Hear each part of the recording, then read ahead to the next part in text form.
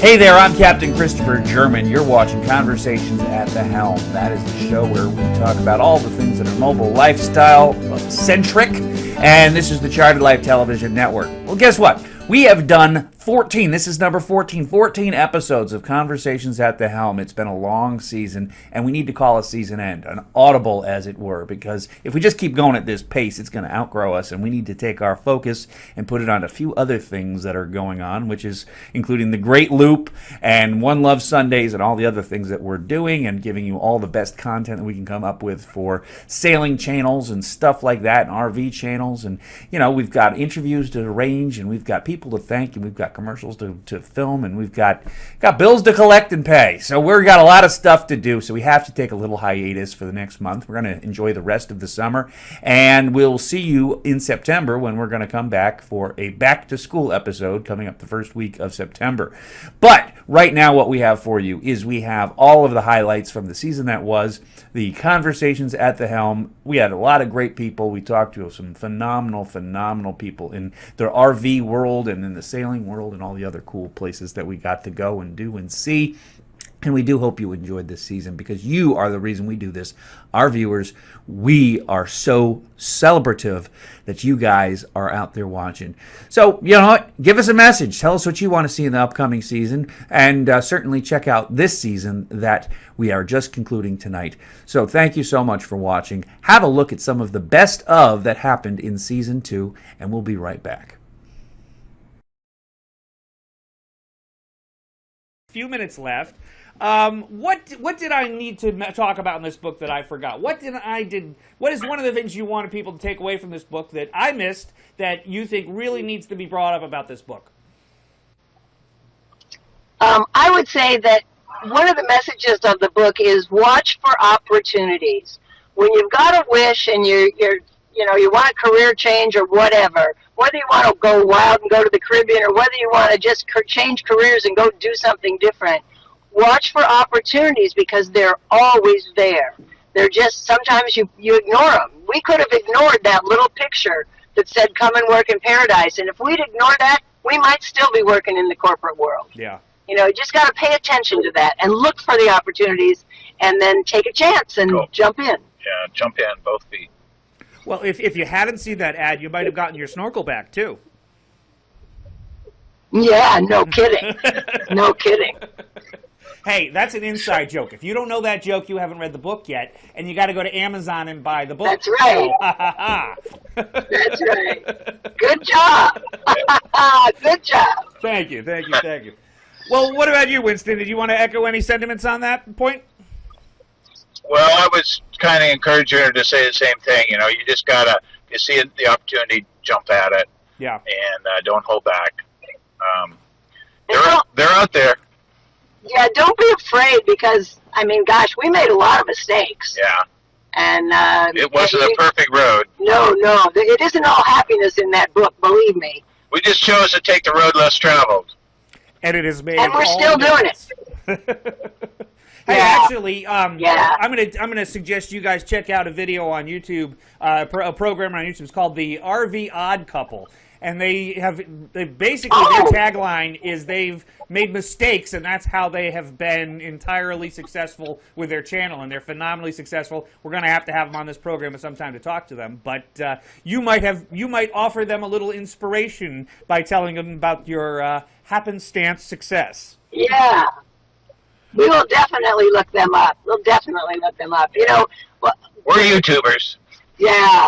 Well, one last thing is we did 20 years running yachts. First, we ran that little bar and restaurant and lived in a grass hut, and then we lived in these magnificent 100-foot yachts for 20 years, running them, being professional captain and chef.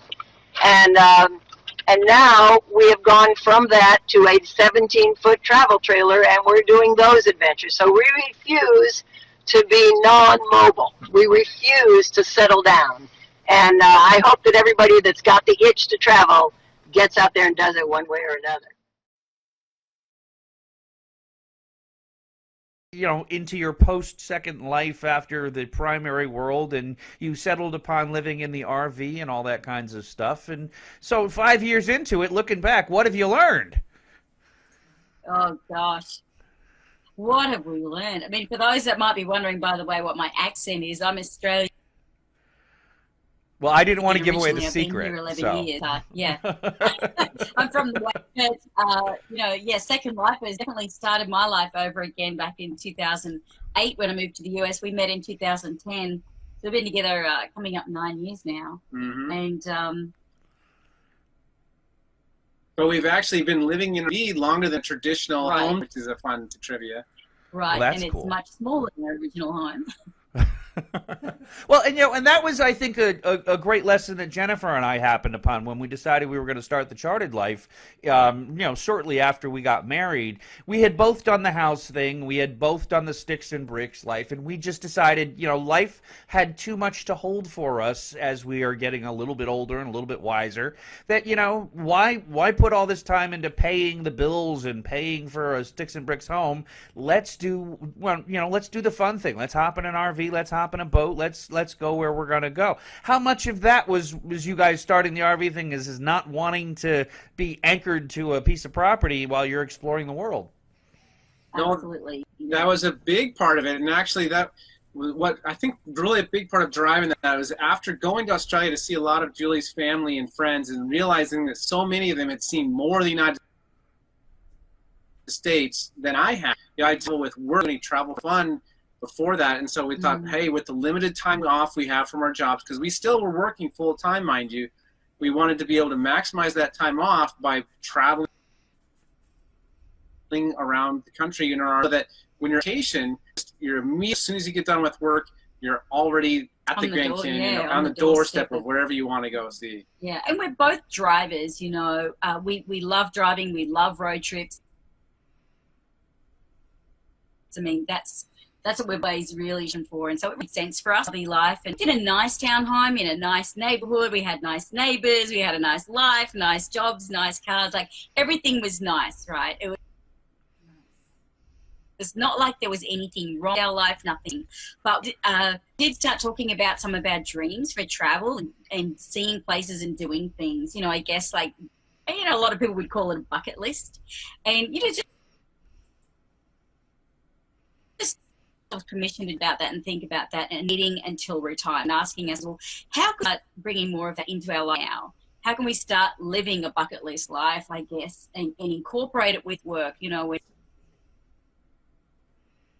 not retirement age, but still for retirement. And we didn't do a bigger house, just the two of us. You know, we don't have kids. We had a dog at the time, and so it was just the three of us, and let's just hit the road, see these scenic highways and byways of America. There's so much beauty in North Carolina. It's amazing. And it's states, 5 years. We did 48 states in the first couple of years, and by the end of 3.5 years, we'd visited all 50 states. And to say that you can do that while you're still working full time, I think blows a lot of people's, because so many people think how time we get for vacations and how, you know, how much travel we were able to pack into that. It was pretty crazy, right? Well, you know, that's exactly a sentiment that came from the Hovies. We had on about a month ago, we had them on here. And we have to have a big old dinner party with all of us together. And, you know, I imagine we're going to stream that live and hear the Hovie story with, you know, the Bennett story. And we've got all kinds of people that have to come together. But the Hovies were talking about they wanted to live on vacation. They didn't want to have to work jobs and play part-time, but they wanted to play full-time and and get paid to play, or be, perma vacationers is the term they used for it. It sounds like that's something that you guys happened upon as well, is this idea that you don't have to wait for 3 weeks a year to have vacation if you change the way that you choose to live your life. And I think that is the real message behind the RV life and the mobile lifestyle and the liveaboard lifestyle and all these different people and all these different programs that we have. Are you really thinking about, does it feel like life is vacation for you now? And certainly you're working too damn hard. You got books and schools and all kinds of stuff. Yeah. You're switching RVs. Are you on vacation? I would definitely say that we're not on vacation. We do live an enviable life in a lot of people's eyes, though. Yeah. We do work a lot, but we have so many experiences and so much freedom and fullness flexibility, and, I think, and too. enrichment, and a lot of freedom. And that, we do work a lot. The first 3 years on the road, I had a regular job that I just was able to do remotely. Now we work for ourselves, which has more freedom than before, but we still work a lot. But we at least have options. Like this week, I had one of our friends had some heavy equipment for earth moving, and I was able to play around with that equipment on a Monday instead of being at my desk, because I can change the hours that I'm working with our flexibility, which is a real gift.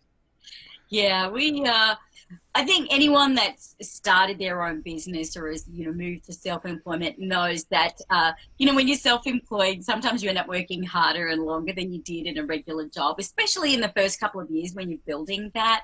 And we've definitely been doing that, but I think what we've been doing is laying a lot of foundations and creating a lot of resources for people that, we've written the book, and that came out in November. It's actually about to go into its third print run here in less than 8 months, but that's out there now. That's done. Same with our online school for RV, RV Success School. It was a massive project getting that ready and launched, but that's out there now, and we'll continue to do updates. But we've really done a lot of work behind the scenes to lay a lot of really solid foundations to help people that we hope will be there for the longer term to help them as they embark on the journey. But YouTube videos and blog posts, they're always ongoing. But I think we're getting to a point now where we've created so much content and passive income, which then starts to give us more of that vacation lifestyle that you speak of. Yeah.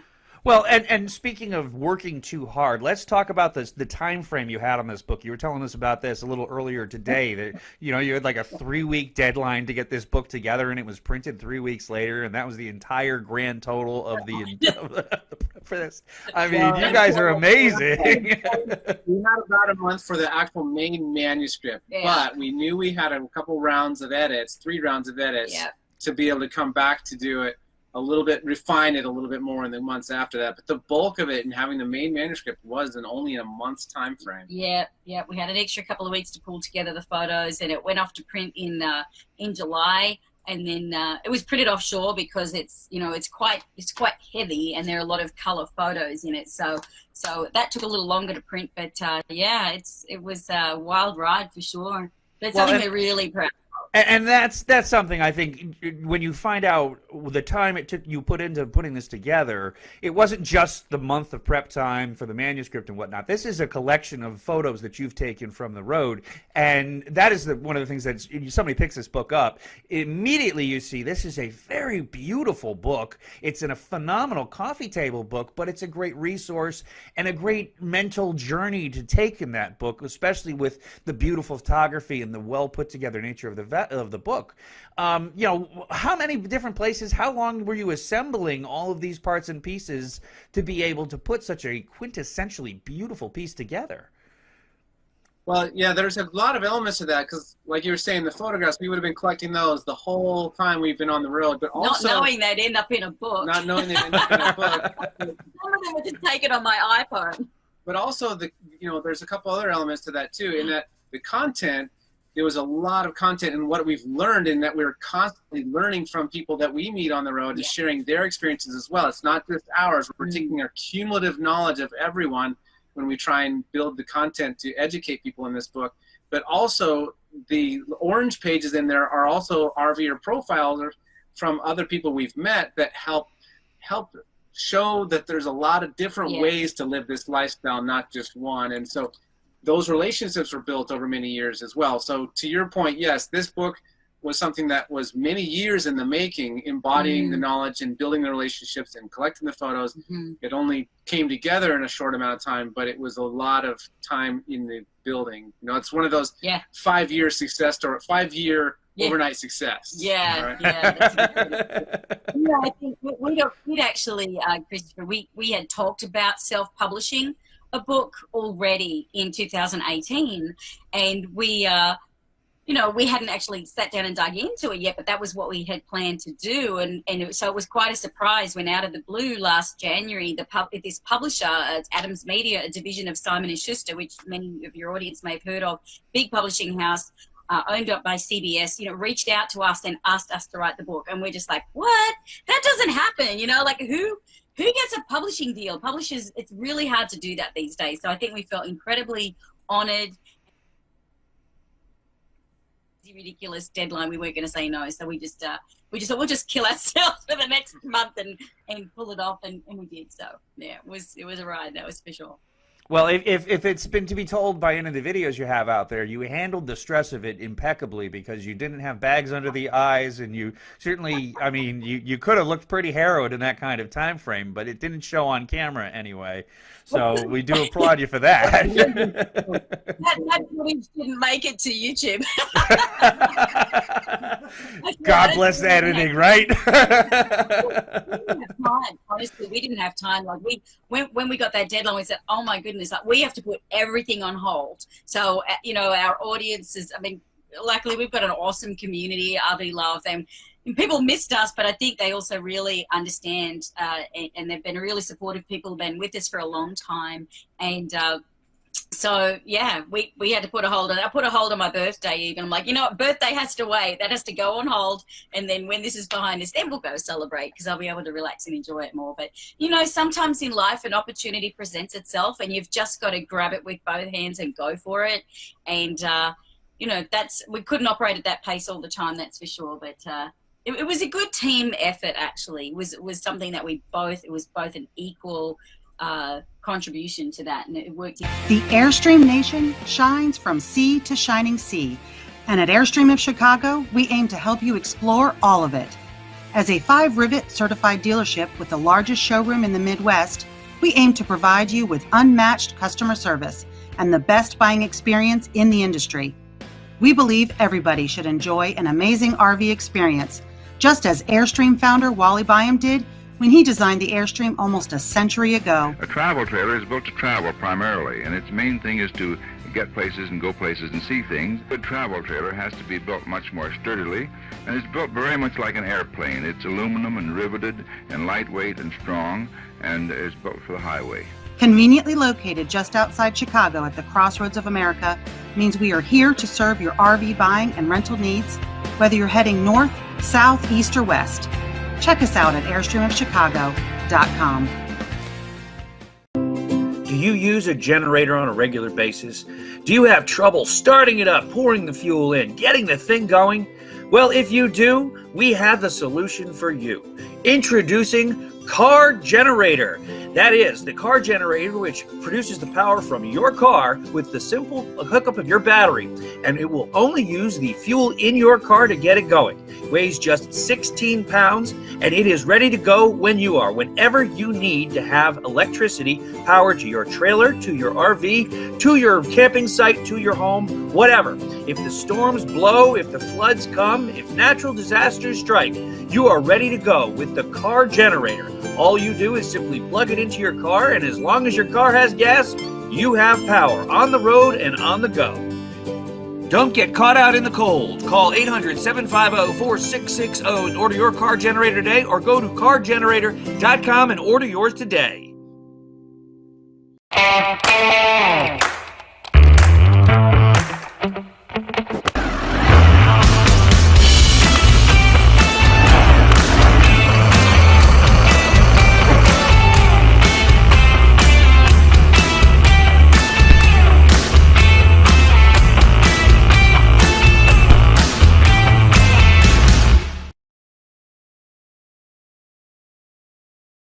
I get too controversial with what I'm about to ask here, but how do you think he would feel about the fact that most of the employees at Airstream can't afford to actually buy an Airstream, but they can build it. It sounds like he was kind of in the same kind of boat.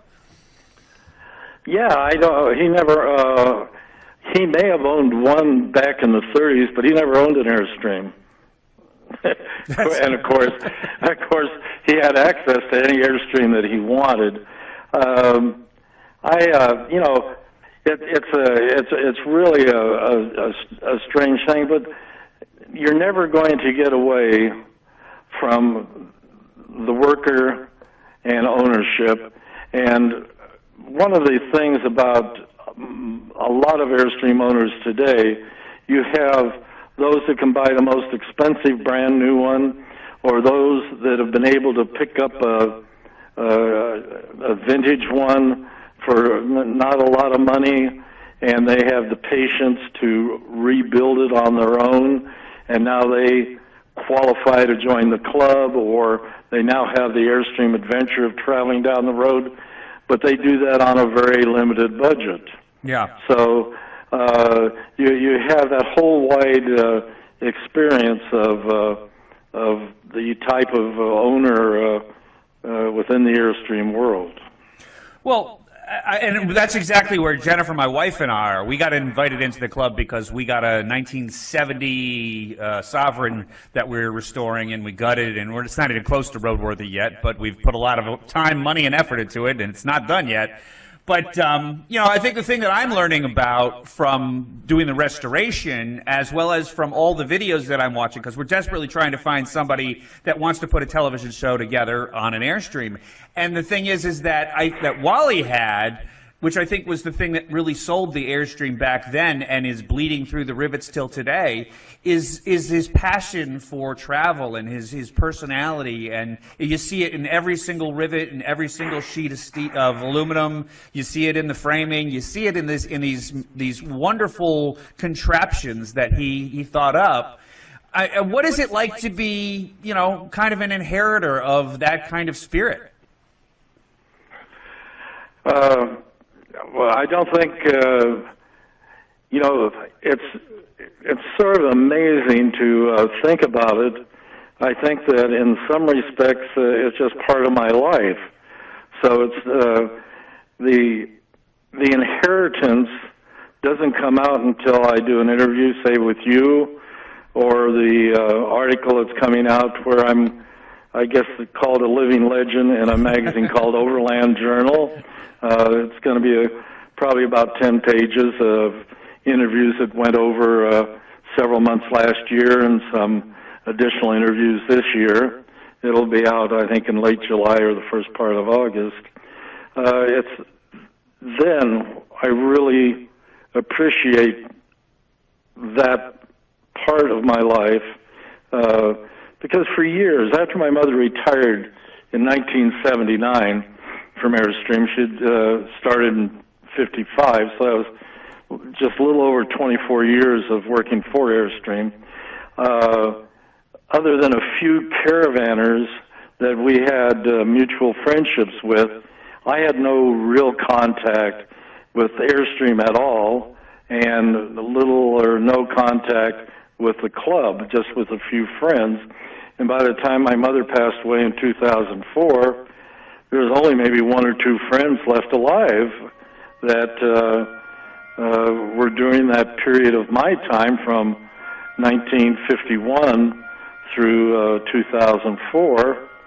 And it's not one of those things. You go to lunch with your fellow managers and you have a hamburger or a salad or whatever, and well, guess what I did this day 20 years ago? I was in the middle of the Belgian Congo. You don't bring up those things. So the discussions and my memories and everything that I did would be only shared basically with my mother and my wife, and not a common topic. And then all of a sudden, I get a call after my mother died in October, and the gentleman's name was Russ Banham. He wrote the book Wanderlust, Airstream at 75, still the finest book on Airstream history, bar none. There's been some additional ones. There's been some before that, but his is the best. So I called him up, and he said, well, I'd just like to do 30 minutes with you. And we got through talking. He said, oh, I can see we're going to be talking more than 30 minutes.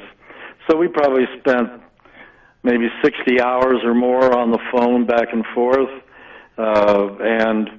I sent him 35 pounds of documents, and he had to ask Airstream to increase the book, I think by 16 or 18 pages. Since it was a company book and they're paying for it, that's quite a bit of additional change. But because of that, the book came out better and the way it should be. And the other thing that was interesting, and I still guess I have them somewhere on a computer, I have the first 6 chapters that he sent to me before he sent them to the editor so that I could go through them and see if there's anything that I might suggest or correct. Wow, wow. So that's my introduction back into the Airstream world. And then very interesting, Airstream and the Wally Bime Caravan Club sent my wife and I tickets to join the dedication of the plaques in Kentville, Nova Scotia in 2005 over the same period of time that the club was formed there. Uh-huh. And so that was very exciting, and also brought me even further back into the Airstream world than where I'd been before.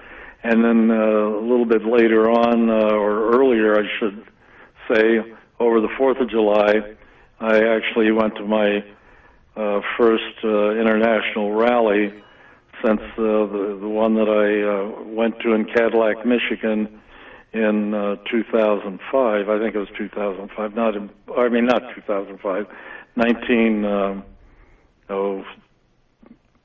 1960s, let's put it that way. Yeah. And so that was interesting, getting back. Got to meet Rich Lure for the first time, Airstream Life. And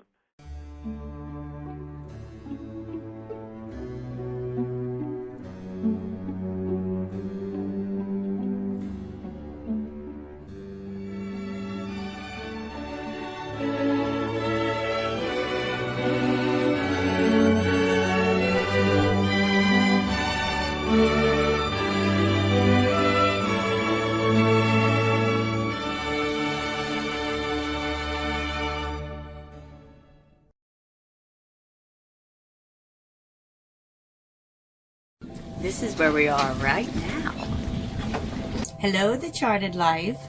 This is the Crabby Captain and the Sunny Sailor, and we're in the kitchen today, showing you how easy or difficult sometimes it may be to cook in the galley. We are having a nice calm day, and we're on a mooring ball today, so the boat is pretty still. The boat is pointing into the wind like it should be, but there are days that we are in locations that it's very rolly, and then that makes the boat rock like this, and then it becomes much more of a challenge to cook in the kitchen. There's a lot of catching your balance, and there's a lot of just trying to stop things from rolling off the counter. But today we're having a good day, so you get to see what it's like.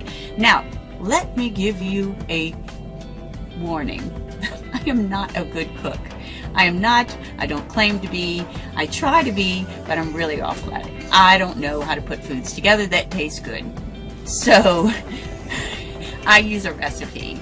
With internet allows me to be able to put in the ingredients that I may have in my kitchen.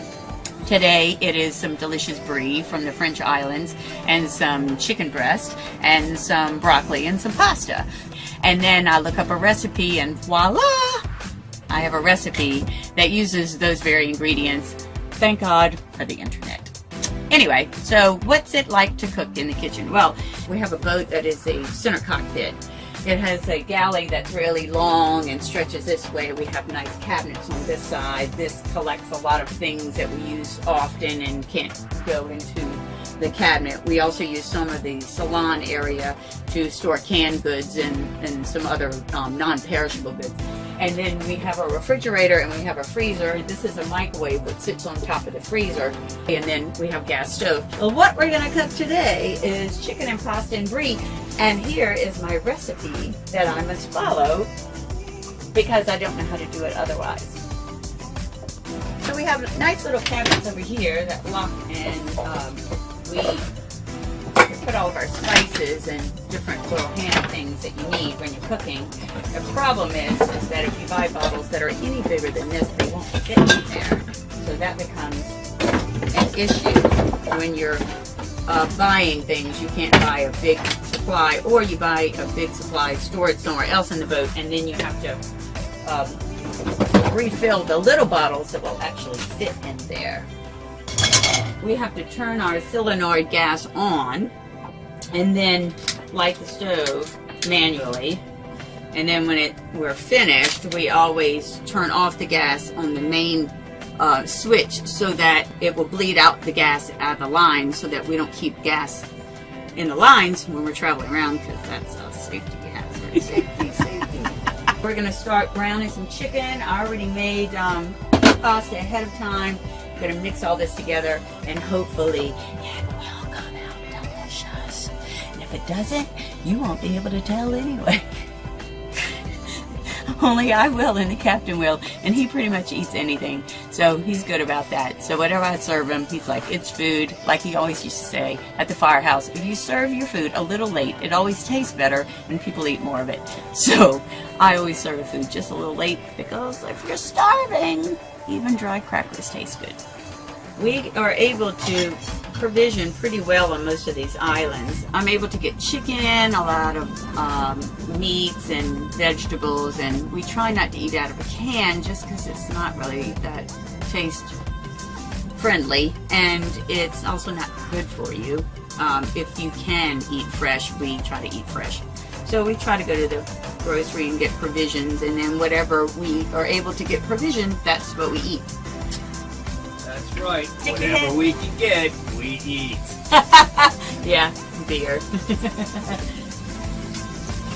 So dishwashing is a problem in the boat. We have a water maker, but we really try to conserve water. So washing dishes consumes a lot of water. So we have a drain rack that actually sits down in one half of our sink.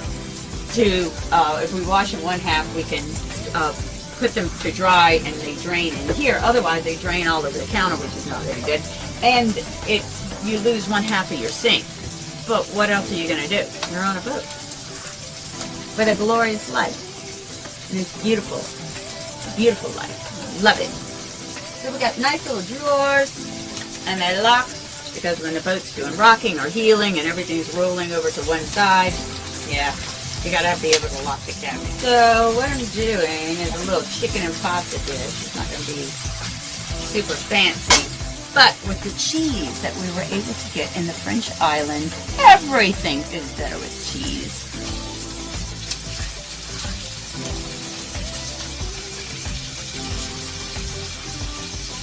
So we are doing some grilled chicken. Sounds healthy, right? But then we load it up with cheese.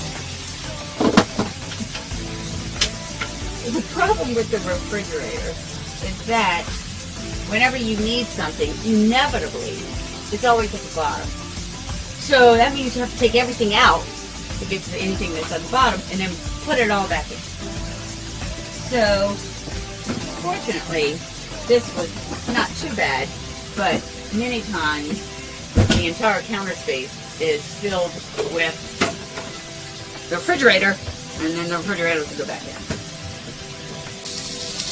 This is what we got going on now. Alright, so our recipe calls for browning or toasting the walnuts, but that ain't happening.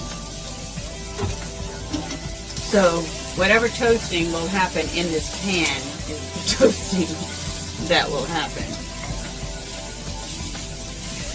Now, if you are watching this and you are horrified by my cooking techniques, I know I suck. I know I'm bad at it.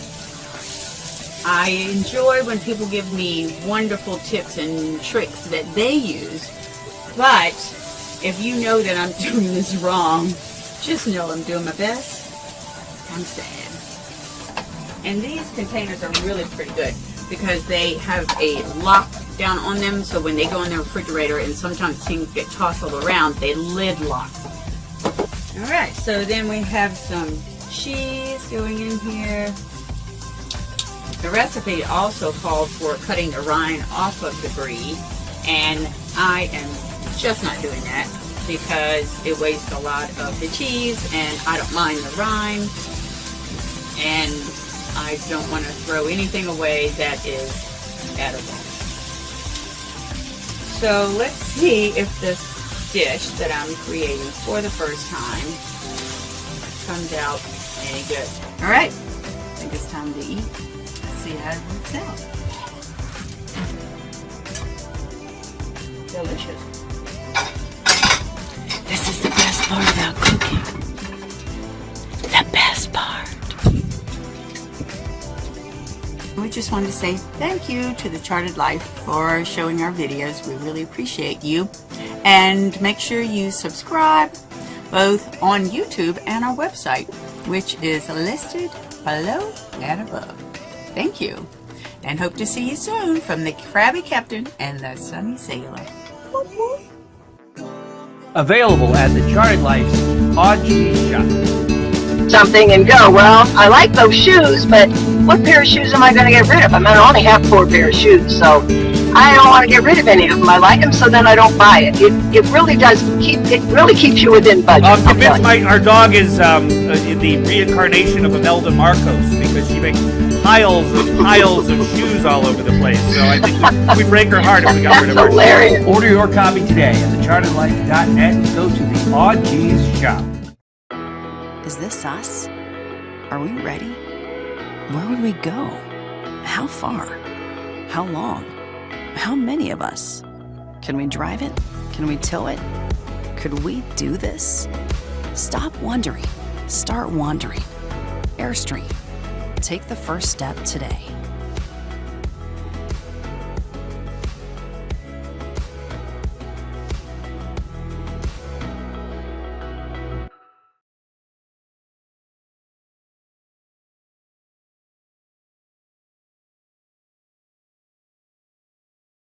Source is Dr. Susan Lloyd, and I was over there today and I was talking to her, and I would really very much like you to have a look at her talk and hear some of the tips she has for traveling for animals and people while underway, both land, on shore, and on the sea.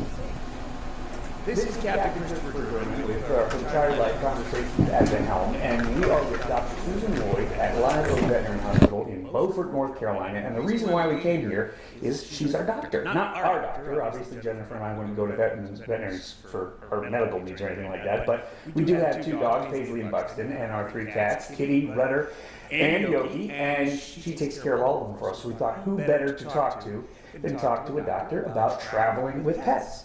And so we were talking a little bit before this, and there's a whole bunch of things that people should know about. But what are the first, I think, what are the major tips that people should look at before they live aboard with their pets or go traveling and such? One of the best things, or the first things you need to do is put together a veterinary packet for your animal. Make sure that you have all of their records with you, because obviously you're not going to see your regular veterinarian wherever you're traveling. Mm-hmm. You can get records put together. They should have a vaccine history. What kind of allergies, any kind of allergies of any kind, whatever, idiosyncrasies that any veterinarian would need to know. Map out where you're going and try to find 24-hour veterinary practices in case you have an emergency on the road. There are places everywhere, but you can look them up on the map, just sort of make a note to each place you're going to stop. That way you'll be prepared for that if anything happens on the road. Make sure that you bring the food that the animal is used to eating. To start off, it's a good idea to bring their normal water as well and transition them if you're going to be in a certain area for a long period of time. That helps just reduce some GI upset and things like that. And what about making them uncomfortable? I know Paisley got kind of stressed out when she was in the hotel room with us when we were up in Ohio this past weekend. Obviously it's nice to bring a little twist or something like that, but what else can you do to make them comfy in like foreign places? Absolutely. Always take a crate for the cat or the dog. The cat, obviously, the normal litter, a bed that they would normally sleep on, dogs as well. Toys, make sure you keep them occupied so they don't get bored. In motel rooms especially, you want to have your dog in a crate to protect them. It gives them a place that they feel safe. They'll have their own blanket inside. It smells like home. The other thing that you can do is get a mild sedative or a mild nutraceutical type medication that will help ease them so they're not so stressed in a new environment. Well, when Buxton and I were living aboard the boat initially, long time ago, she was a puppy, and I'd put kind of treats all over the boat and try to get her to like the boat. Now I can't keep her off the boat, actually, which is nice too. Because she likes the boat. She loves the boat. But what other things can people do to make it fun for them and kind of, especially cats? I think I have one cat, Rudder, is completely seasick all the time. How do you make them more comfortable? That is a medical issue that you'll have to discuss with your veterinarian as far as the seasickness or motion sickness is concerned. There are some really good medications that will help with that. The other thing is don't expect them to travel on a full stomach, always on an empty stomach. They should always have water available, but not a full stomach. That obviously can cause some vomiting. With cats, entertain them. If they're in a larger crate, hang something up that they can bat, they can play with. Balls in the bottom. Dogs, the same thing. They should have something to chew on, something to entertain themselves with. They make some pretty neat little toys that you can hide treats in for the cat and the dog that they have to sort of push around to get the treat to come out. And that occupies them while they're traveling. Keep them happy, keep them fun. Kind of like the kid in the back seat with the the ditty bag. Exactly. Yeah. Exactly. Well, and then actually the backseat is a wonderful opportunity to get into this subject. Some of our viewers are commenting saying that they just let their animals ride in their trailer as they're heading down the road. What are your thoughts on all that? We talked a little bit before, but I'm going to ask you to repeat yourself if you would. It's fine. I would not do that. I would not recommend that at all. The animal should be in the same part of the vehicle you're in. Any emergency situation is the trailer comes disconnected, you have an accident, it flips, it rolls, whatever, anything can happen. The animals are completely separated from you. You don't know what's happening to them back there, you don't know where they are. They can be severely injured with no recourse. They have no, even if they're in a crate, the crate's launched everywhere. So they're definitely going to be better in with you. You also have more temperature control, environmental control, if they're with you. Even if you have a temporary setup for air conditioning or heat, it can malfunction. We see dogs all the time that are left in a car with the car running outside. Oh, I just ran into Walmart for a minute. And come out and the dog's dead. Or the cat, for that matter. They don't do temperature any better than dogs do. So I would definitely recommend putting them inside the vehicle with you. Well, we are a beachside community, so to speak, so I imagine you've run into a few animals that lived on people's boats. Have you run into any particular strategies that people could employ with respect to animals afloat?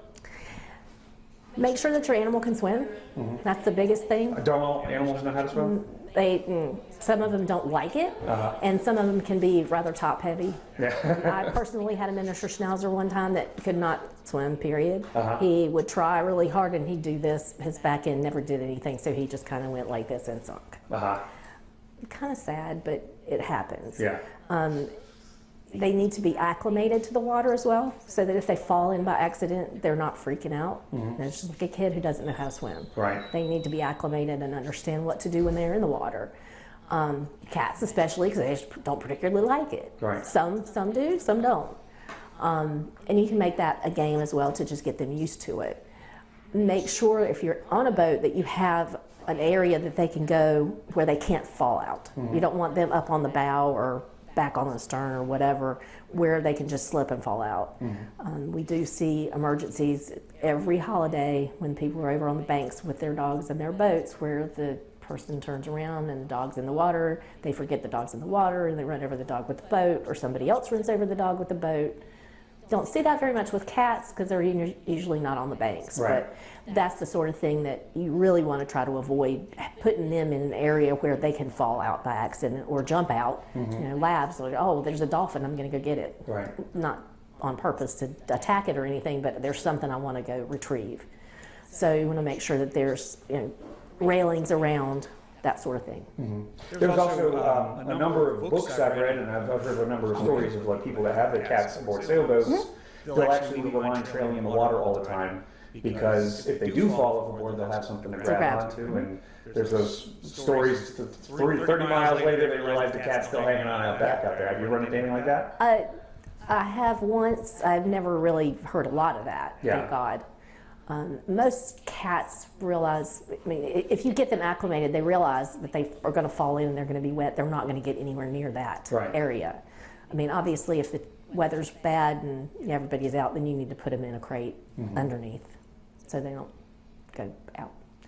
But definitely a line out back that they can grab onto is awesome. Yeah.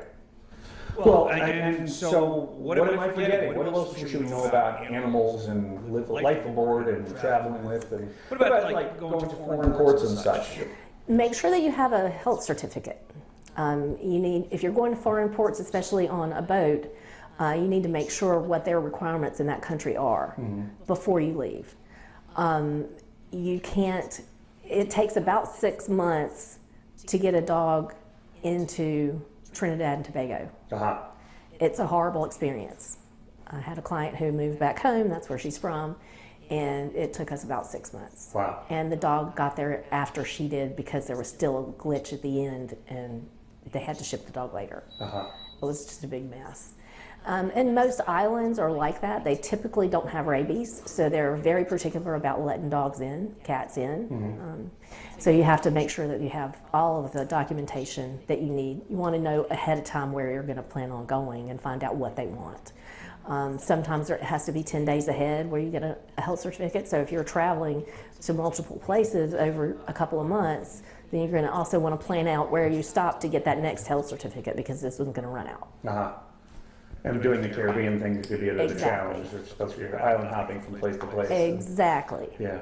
Exactly. All right. Well, I have taken up enough of your lunch hour. I thank you so much. Dr. Susan Lloyd over at Live Oak Veterinary Hospital. You can find them on their website. You want to give your website real quick? It's lovhospital.com. And we're going to put that up on the screen. She's the best vet around.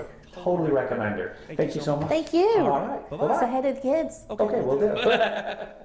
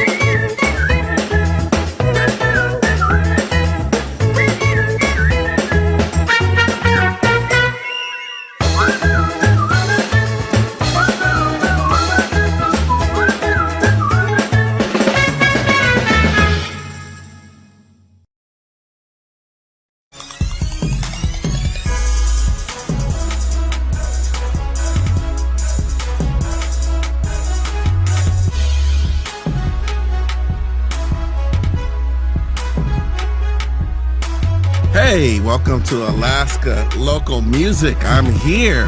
I'm Lance here with Chris Talley. How's it going, Lance? What's going on? What are you into? And he's like, I'm actually a rapper. And I was like, oh snap, that's dope because yeah, I've seen that whole thing. You know, It's great to have someone that supports you and be behind you. Oh yeah. Yep, exactly.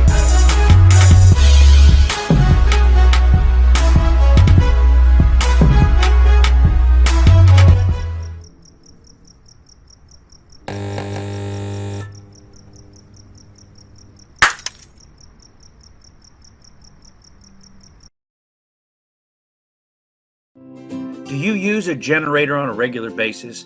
Do you have trouble starting it up, pouring the fuel in, getting the thing going? Well, if you do, we have the solution for you. Introducing Car Generator. That is, the car generator which produces the power from your car with the simple hookup of your battery, and it will only use the fuel in your car to get it going. It weighs just 16 pounds, and it is ready to go when you are, whenever you need to have electricity powered to your trailer, to your RV, to your camping site, to your home, whatever. If the storms blow, if the floods come, if natural disasters strike, you are ready to go with the Car Generator. All you do is simply plug it into your car, and as long as your car has gas, you have power on the road and on the go. Don't get caught out in the cold. Call 800-750-4660 and order your car generator today, or go to cargenerator.com and order yours today.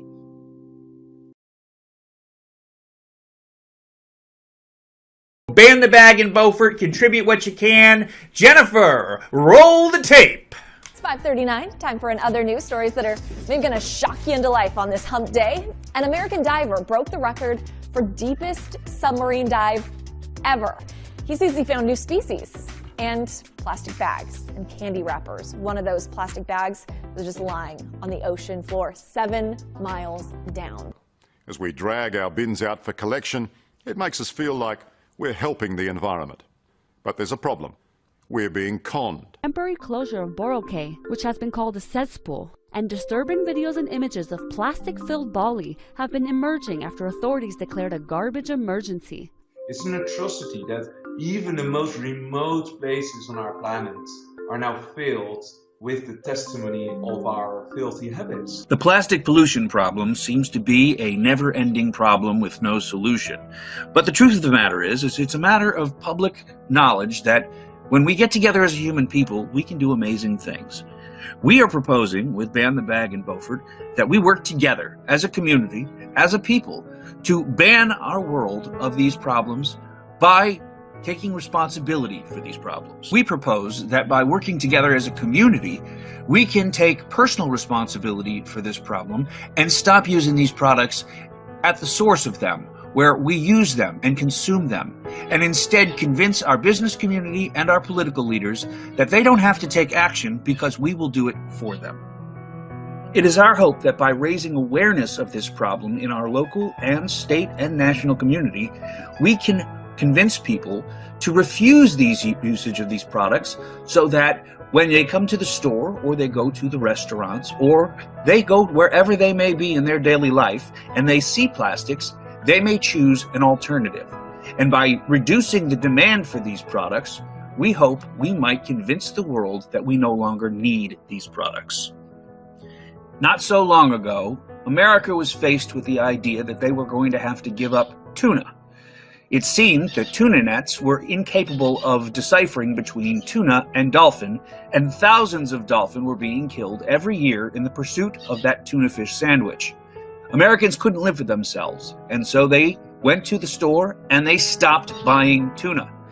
The tuna industry very quickly decided that they had to change their practices, and it was very soon thereafter that dolphin-safe tuna was brought to the market and the dolphin population rebounded. That is the mechanism we're hoping we can tap into to get plastics removed from our lexicon. By reducing and eliminating consumer demand for plastics, we will have a massive effect on the economic base of these products and thereby reducing the use of these products and the supporting industries that make these products available to us. We can change America just by refusing usage of these products in our homes, and it is our hope that Ban the Bag in Beaufort and beyond will convince you to stop using single-use plastics in your home so that we may have a global effect.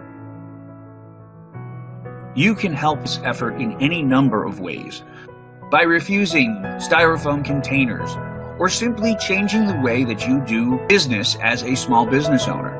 All of these efforts are appreciated and needed, but we also ask that you help support our efforts financially. And you can send your contributions to Ban the Bag in Beaufort and beyond, care of The Charted Life, 209 North 35th Street, Morehead City, North Carolina. Thank you so much for all that you do, and God bless our planet.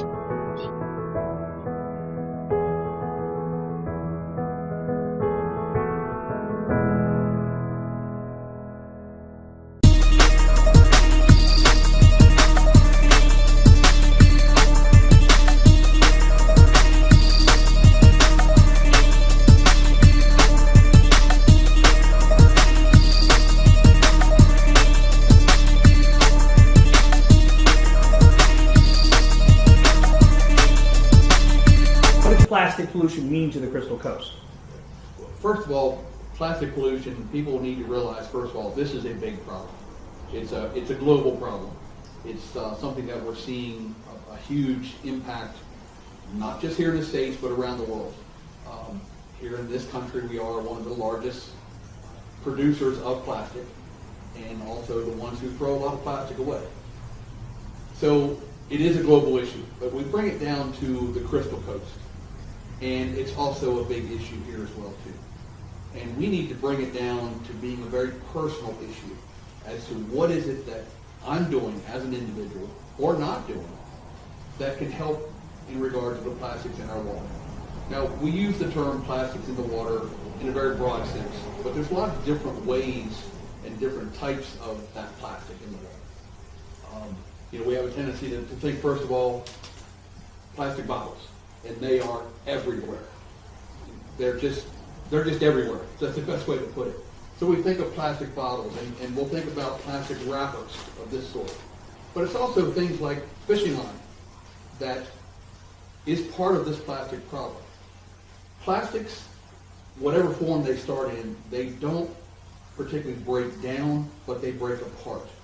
So they continually break apart into smaller and smaller pieces, until we get to what's called a microplastic. And a microplastic is a very tiny piece of plastic that is easily ingested by pretty much every aquatic animal that's out there, and land-based animals as well too. But we have that problem more specifically to the sea life, the aquatic animals, either getting entangled in the plastic, if it's the case of the fishing line, or ingesting these microplastics. And when we talk about microplastics, that issue goes even a little further in that these microbeads, or microplastics as they're referred to, when they're in the water, are attracting toxins. So they're actually absorbing toxins into the small pieces of plastic, which are then ingested. So now those toxins are now in the fish or in the other aquatic life that's out there. And you take that and you look at the food chain. Well, where does that go? If you have even krill or shrimp that are ingesting microplastics and ingesting that toxin, they're fed upon by a larger species, and it goes all the way up the food chain until eventually it gets to us.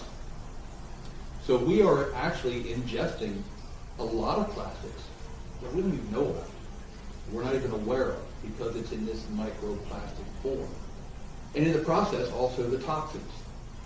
So it really is an issue that we here at Crystal Coast Waterkeeper are getting more and more involved with all the time.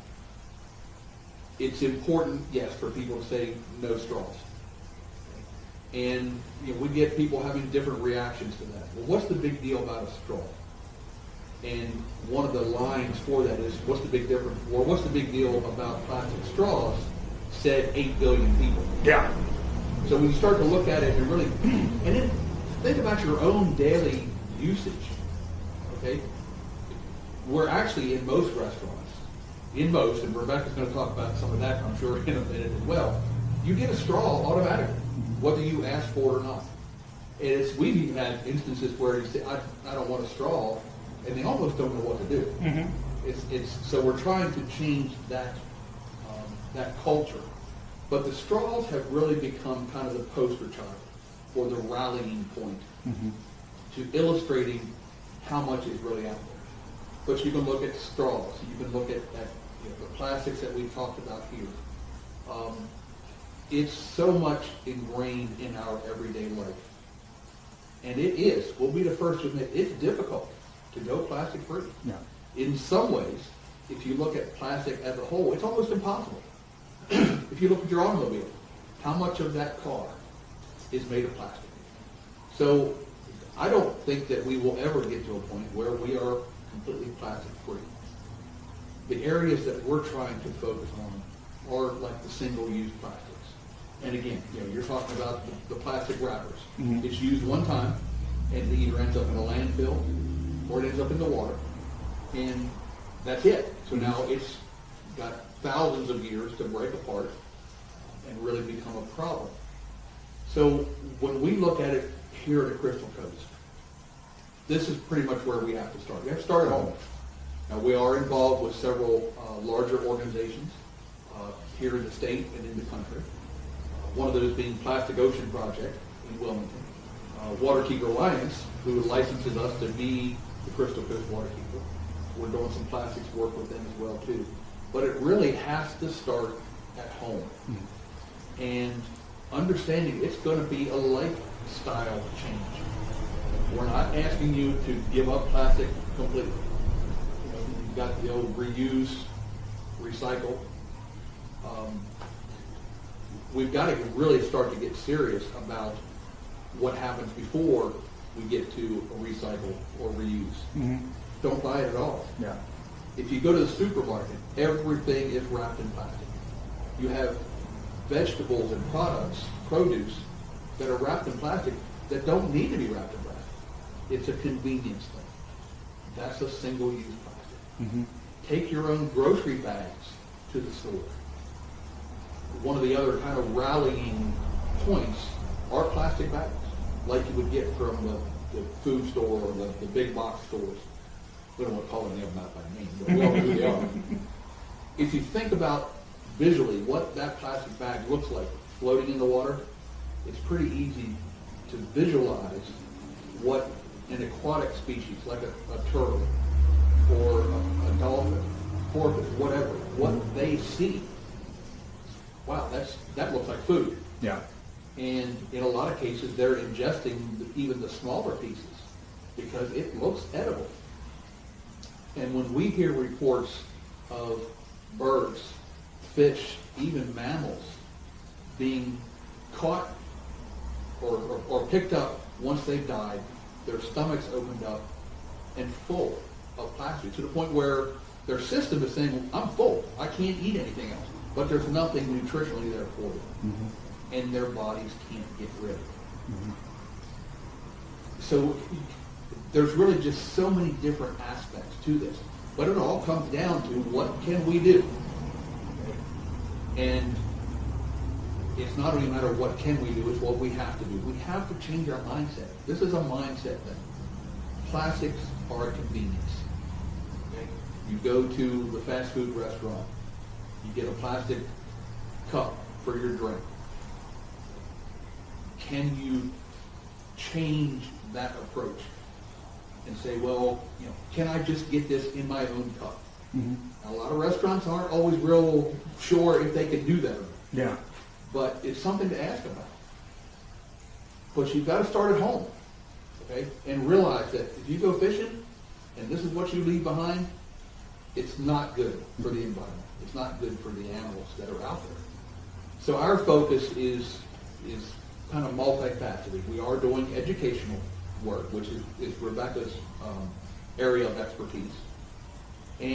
But we're also helping with the actual research. These microplastic troughs that we refer to actually take these out into the water systems mm-hmm. and pull them through the water, collect the microplastics, have them analyzed. We're developing a project which we won't only just do that here, but we have 14 waterkeepers across the state of North Carolina that have all said, I want to know what's in my river. Mm-hmm. I want to know what's in my watershed. So we're going to start using this equipment to go around the state. And then that will actually go back to Plastic Ocean Project, to their lab, where they will kind of break it down to see what all is in there. And then also analyze for whatever toxins may be present. This is a huge issue. There have been estimates that by the year 2050, there will be more plastic pollution in the ocean by mass than there will be fish. That's huge. And just recently, there was a deep sea trip made to the bottom of the Mariana Trench, the deepest point in our oceans. And what did they find? Plastic bottles at the bottom of the ocean. We have one of our board of directors who is a sailor, and he's been in the Bahamas. It's incredible. You think of the Bahamas as this pristine place, and you've got trash. Well, guess what? You go right here on Atlantic Beach and find that kind of trash. We do cleanups on the beach, we do cleanups on the sounds, on the rivers, and you do that, and you come back with thousands of pounds of trash. The really sad and frustrating part is that we can go back again the next week and almost have the same amount. What is it that we say, okay, I'm done with this plastic bottle, I'm just going to throw it out the window. And maybe it's just because of the work that we do. It just doesn't make any sense to me. At least put it in a place where it has a chance of being properly disposed of. But when we talk about these cleanups, if you look at the overall volume of what we pick up, a lot of it is trash, but the majority of what we get is plastic of some form. And then, if we talk about cigarette butts, we'll blue in the face. But it really is, to me, it's a crisis level at this point. That we're at a real tipping point where we're going to see a major impact to our commercial fishing industry.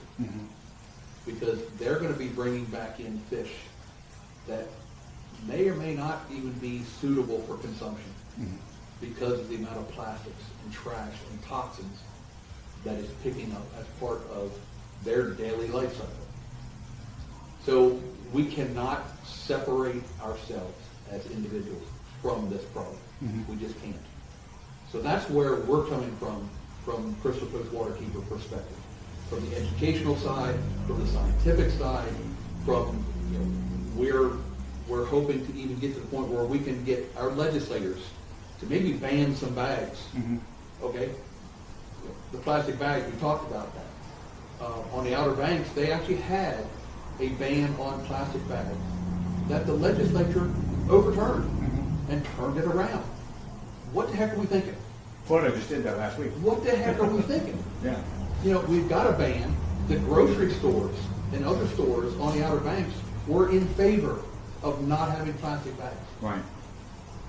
But our legislators turn around and say, well, no, we don't like that, so we're going back. There's a real reason for that. And again, it's money. Okay? Somebody's making a lot of money off selling plastic bags. And we can touch on it real briefly. I know it's not the focus of this program, but where does plastic come from? It comes from petroleum products. So this plastic use issue is now an oil industry issue because of the amount of oil that is being used to make plastic products. So when you look at lobbying efforts, and I can't say that I followed the money specifically, but it's all interwoven. Now, one of the issues that we're fighting here at Crystal Coast Waterkeeper as well is the plan by the current administration to open up the coast for seismic blasting and offshore drilling. Okay, that's not going to help us when we even look at it from the plastics issue, because that petroleum products are going to be used in part to make more plastic. Yeah.